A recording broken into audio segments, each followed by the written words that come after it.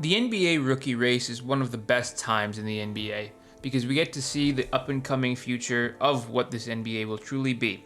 And this year is nice because we actually have a close competitive race.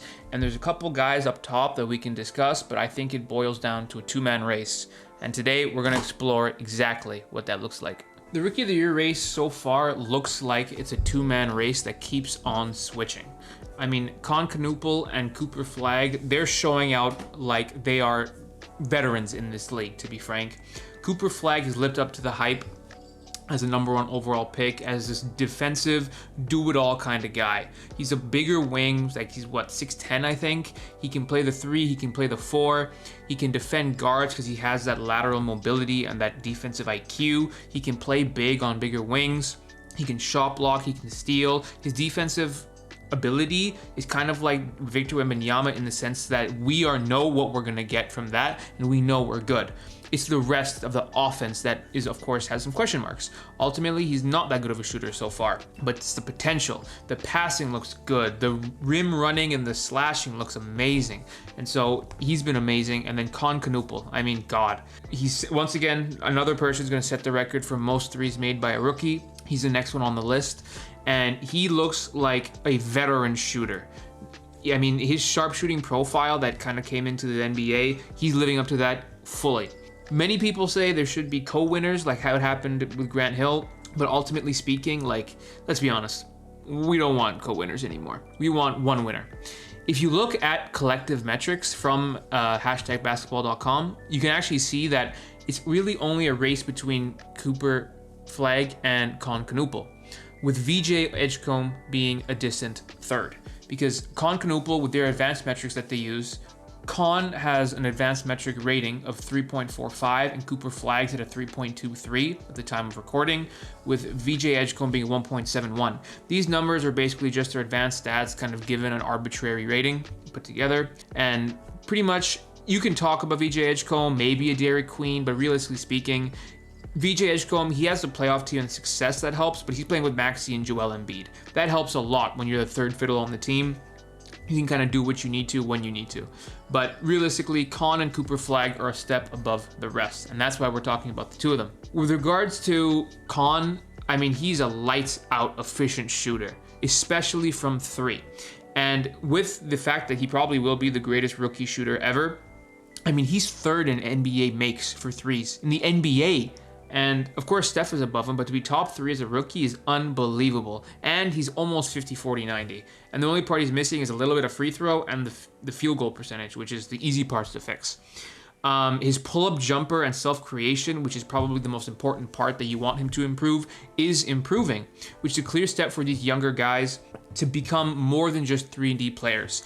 3-and-D players become 3-and-D players because besides being in the corner and shooting, or a one-step pull-up and defending, they can't really do much else at a competitive level.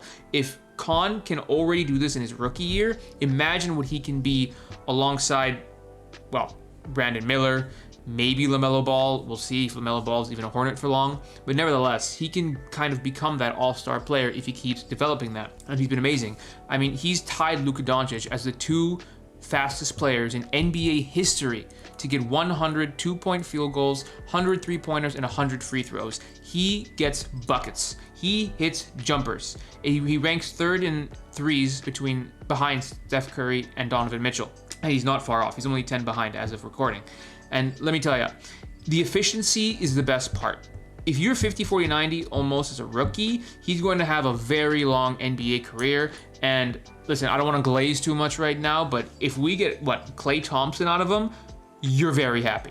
Cooper Flagg, on the other hand, he looks exactly as advertised as the athletic, bigger wing prototype that can do pretty much everything, at least competently, and at the very least, at a very good level at some point in the future. He just has to fine-tune his game to be as good of a scorer as he is at everything else for his rookie status. His shooting is definitely his weakest spot right now. I mean, 28% from 3, but his driving and athleticism looks like it's already progressing really well. And he's an amazing defensive presence. I mean, look at the highlights. He'll get his crazy chase down blocks, his contests, his steals, and his playmaking is pretty good for the rookie wing that he is. And his ceiling, the key thing is that's a naturally far higher part than compared to Khan, which is obviously why he was drafted first overall and is maybe not a generational prospect, or maybe he is, but at the very least, that's why he was so hyped up coming out of college. And ultimately speaking, he might be a potential MVP someday. But none of that matters for today. For this Rookie of the Year race, you can go either way. The odds keep switching between Flag and Khan. I think most recently it switched back to Khan. But I would lean Cooper Flag simply because he's asked to do more as far as scoring goes than Khan. Granted, Khan does score as much as Cooper and at a more efficient rate, but he doesn't have to do the other things because he has a Brandon Miller, he has a LaMelo Ball, and ultimately the Hornets aren't trying much to do much. Khan just kind of thugs out, gets his buckets, efficient, and I love that. I think his season is prettier so far as Khan goes, but I think without AD being injured, Kyrie's been injured the whole season, I think Flag is just doing more overall, which is what I prefer in a prospect. And I think from a tape perspective, Khan's more impressive as far as efficiency goes, but I think from an aesthetic standpoint, Flag beats him there. Statistically, Flag beats him by all metrics besides efficiency and shooting. And neither are really in the playoff hunt and at best play-in spot, so you can't really factor in record at all, which I don't think should be a part of the Rookie of the Year race anyway, which it has been historically. But nevertheless, I would give it to Flag. I think this is a duel for the ages, and I think that whichever one of them wins absolutely deserves it, and the other one has a chance to prove themselves in their sophomore season. Thank you guys for watching. Let me know who you guys have as Rookie of the Year.